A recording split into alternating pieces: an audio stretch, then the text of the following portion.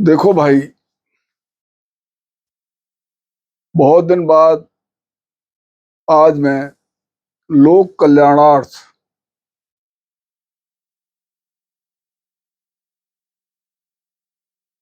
एक ऐसा वीडियो बनाने जा रहा हूं जो प्रत्येक व्यक्ति के हित में होगा। संसार में सुख पाने के लिए स्वास्थ्य आवश्यक है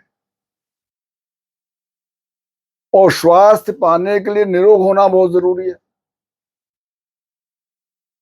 और निरोग होने के लिए जो रोग हैं वो वैसे तो बहुत तरह के हैं, लेकिन वात पित्त कफ के आधार पर जो उनकी विभाजन किया गया है, वात के 80, पित्त के 40 और 20 के कफ के 20 रोग होते हैं।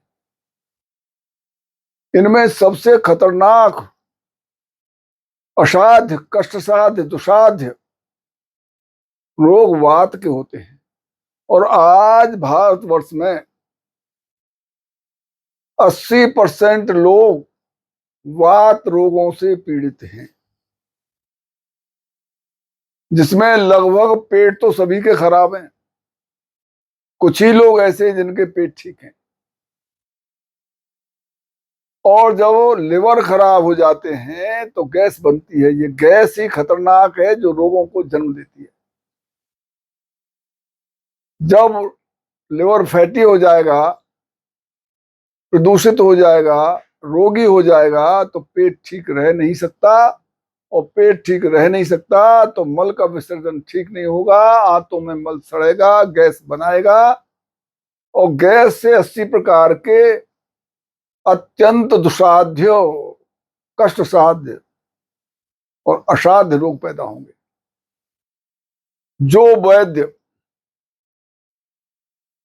80 प्रकार के वात रोगों की भली प्रकार से चिकित्सा जान लेगा,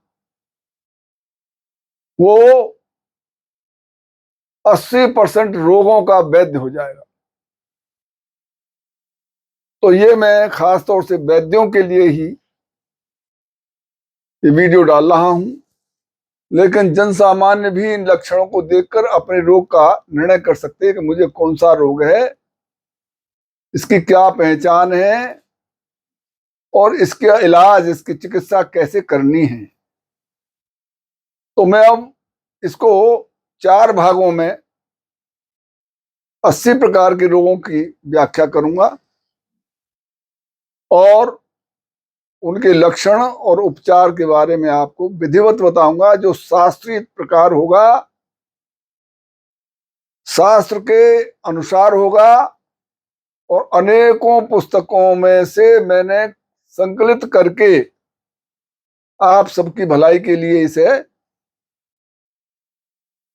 वीडियो बनाया है। तो आप इसे ढंग से देखें और अच्छा रहे कि आप कागज पेन ले लें और अपने अपने रोग के अनुसार लक्षण और उसका उपचार लिख लें। ये निश्चित रूप से आपको लाभ देने वाला है। आपको अगर इनका उपचार आप करना चाहते हो तो जो मैं आपको बताऊंगा उसका वैसे उपचार करके आप रोग मुक्त हो सकते हैं। तो 80 प्रकार के रोगों में सबसे पहला रोग है आक्षेपक। आक्षेपक का लक्षण है कि वायु कुपित होकर सब धमनी नसों में प्राप्त होता है और प्राणी बार बार देह पटकने लगता है और बार बार उछलता है, जैसे किसी घोड़े या ऊंट की सवारी पर हिलता है, हाथ पैर मारता है, कभी शांति से बैठ नहीं सकता। ऐसे रोग को आक्षेपक कहते हैं। ऐसे अनेक रोगी मेरे पास आए हैं और ये भी आक्षेपक 4 प्रकार का होता है: पित्त संयुक्त, वायु संयुक्त, कफ संयुक्त संयुक्त और अवघात से संपन्न उत्पन्न हुआ। इनकी चिकित्सा के लिए गिलोय, रासना, अरंडी, पुनर्नवा का काढ़ा 20-20 ml दिन में 3 बार दीजिए। इसमें भांग भी इस्तेमाल की जा सकती है। और पंचकर्म, इसके लिए पंचकर्मा बहुत आवश्यक है। जिसमें महाबला तेल से उसका अभ्यंग, बस्ती, नश्य और कुछ पीने को भी देना चाहिए। साथ में शोधित हुआ कुचला, जो किसी भी दशा में एक काली मिर्च से अधिक न हो, दोगे तो आक्षेपक रोग से मुक्त हो जाओगे। दूसरा रोग है हनु स्तंभ।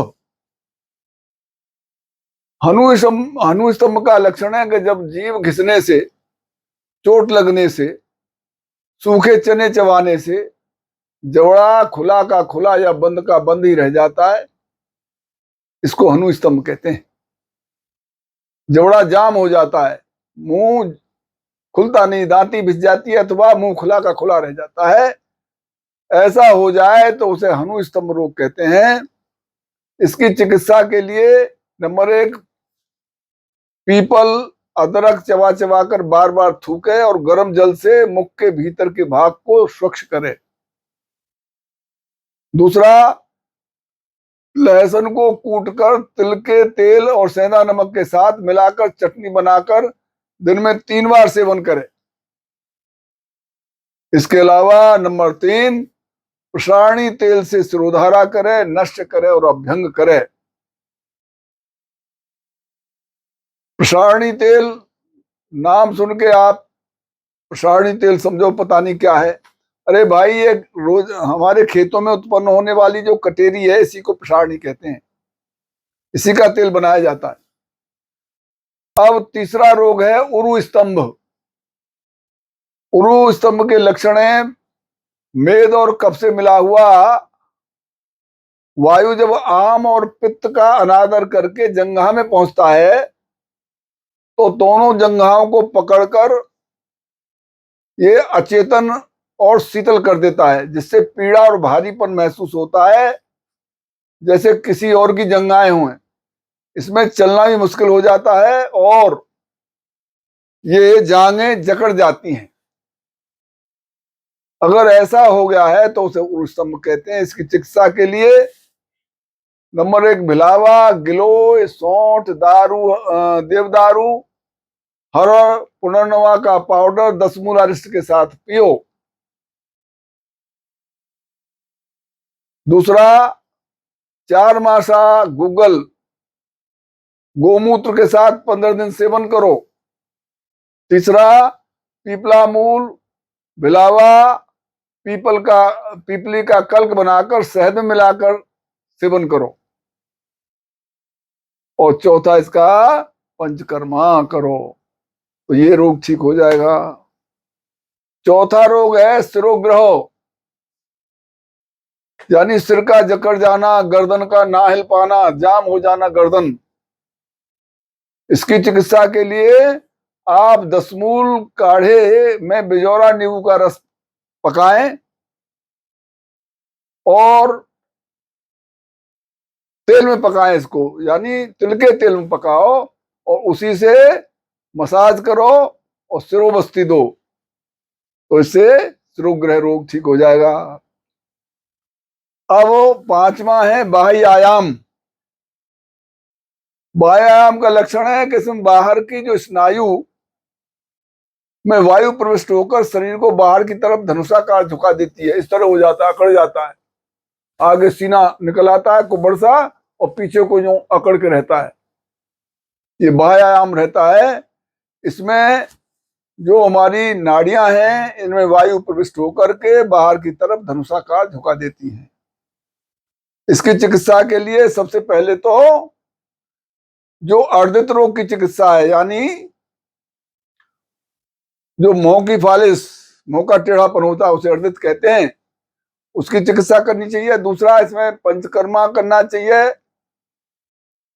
तीसरा, इसमें उड़द की धुली हुई दाल की पिट्ठी देसी गाय के मक्खन के साथ सेवन करें। चौथा, 10 मूल काढ़ा या 10 मूल अदिष्ट पिए। और 5वां, लहसुन का इस्तेमाल अधिक से अधिक करें। इस तरह से आप इसका उपचार कर सकते हैं।